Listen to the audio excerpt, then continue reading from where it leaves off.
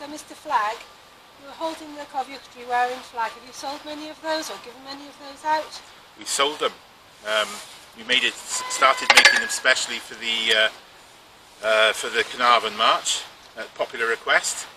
We've almost sold out now. We did a few hundred, and we've used the proceeds of that flag to fund all of the flags and the banners that we do at the front.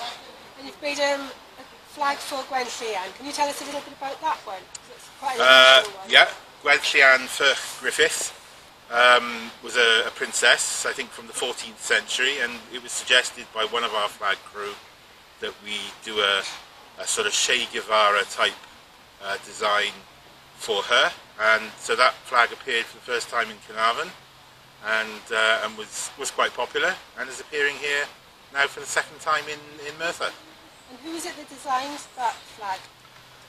Well, the idea came from Christine Morris, who's on our crew, and the actual design was by Swansea artist Rosie Scribbler.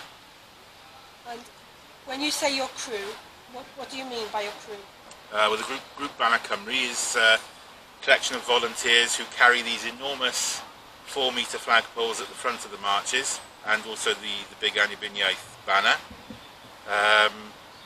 Every single one of them is a volunteer, travelling all around the countryside for free to do this for Wales. Well, that's pretty awesome. They're so huge. I mean, are they heavy?